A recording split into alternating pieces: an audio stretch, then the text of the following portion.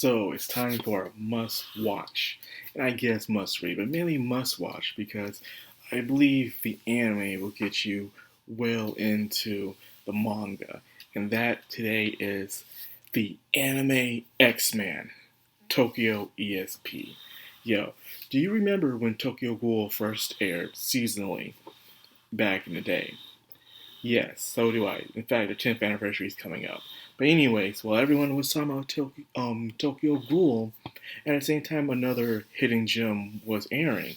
But unfortunately, it didn't get much talk back, despite being more interesting to me, anyways. And that was Tokyo ESP. And the reason I call it the anime X-Men is because that's exactly what it is. It sets itself in Japan, and everyone someday got mutant powers. There's even like references to like characters from Fox movies like X-Men, the 300, and stuff like that, and even some Bruce Lee references, of course. But yes, this was a very interesting anime. It tackled the X Men premise, the concept and ideology, but it put into a Japanese formation.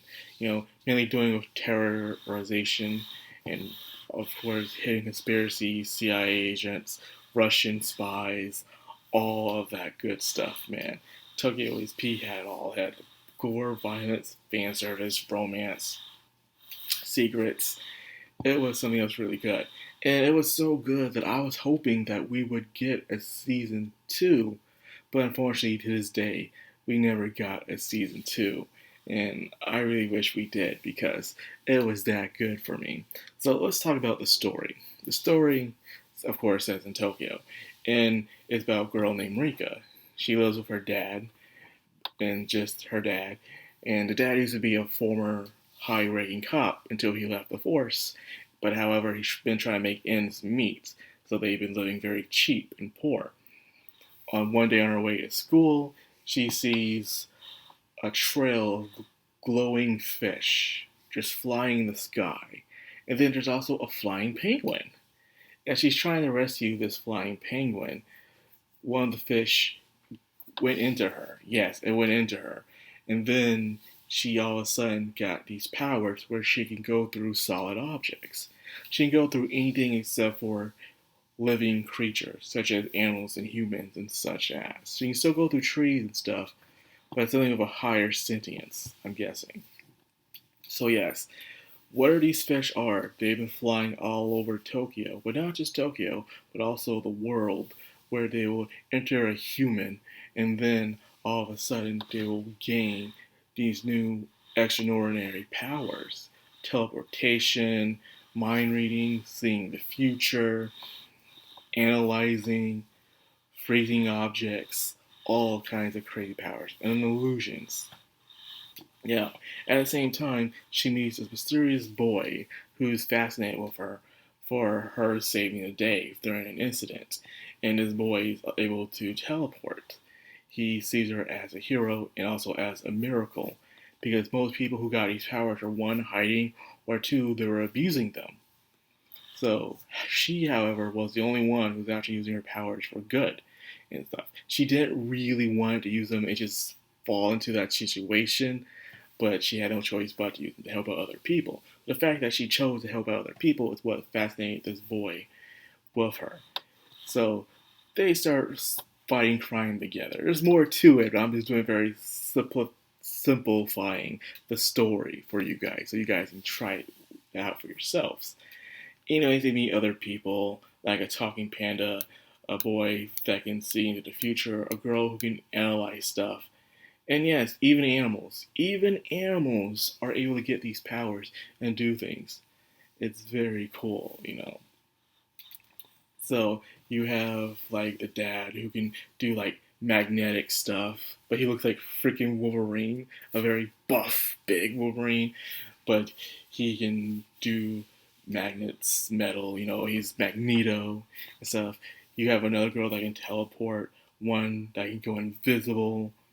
So yeah, there's all kinds of powers. And there's some powers where they actually need enhanced weaponry in order to really truly use their powers to their fullest extent. But at the same time, there is an organization of people, a terrorized organization of people who are using their powers to cause terror around the place. They're going around killing people, stealing money, just causing mayhem in the streets, and it's all being organized by one of my most favorite, and I do mean that, one of my most favorite antagonists in anime and manga, the Professor. I swear to God, this dude just breathes, he walks aura. Do you ever watch Demon Slayer in that latest episode where you see Muzan just walking? He's so full of aura and badassery, but yeah, it was cold and calming walk. That's the Professor for me, man. This is a dude who's on a mission for revenge and the truth. So, I'm not getting the main full detail of what happened to him, but what did happen to him caused him to go mad and wanted to seek revenge. He doesn't really care for mutant kind, but he does care about getting the truth out there for what's been happening.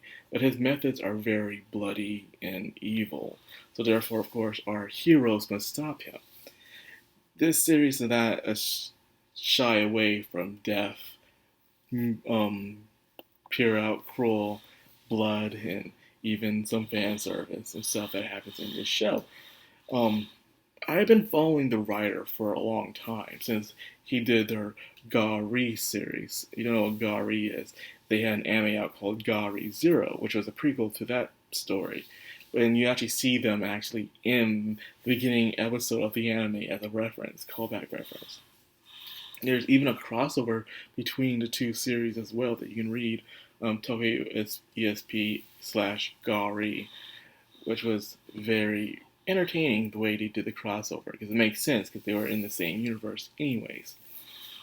So yeah, this one is supernatural and one is scientific. Except for the excuse for flying fish. The reasons why I believe that this didn't get a part 2, season 2, is because it does go into a new part to it. Like some anime, where they introduce a new main protagonist in the story. Where the first story was about Rika and how she became a hero, and the second one is how she becomes a legend, a name. And then it focuses on somebody else who doesn't really want to be a hero, but doing it for the wrong reasons. And there's even schools and organizations for these people who have powers and everything. And then you gain friends, familiar faces, and of course new allies and enemies. And then you'll eventually see Rinka again as one of the main characters coming back into it. So they kind of pull the Metal Gear Solid 2, I would say. But either way, this is a must-watch, people. This is definitely a must-watch. It has been entertaining, fun to watch. I like the concept, I like the characters, and even the opening and outro are both good too, in my own way. I believe the person who sings the outro also sings the Blaze Blue opening songs as well. And if you know Blaze Blue is very cool. In fact, that was one of my first cosplays, was Blaze Blue. It was Yuki Terumi and Hazuma cosplay. So if you guys remember that, it means you've been long fans of the channel. So anyways, Tokyo ESP, definitely a must watch. And also, go read the manga when you're done with the anime, because it's pretty neat. It pretty much covers all of the first part the anime does. So just jump right into it. So anyways, like that first video. I hope you guys enjoyed it. If you did, like, comment, subscribe, of course, hit that bell icon. This has the background on anime. Signing out.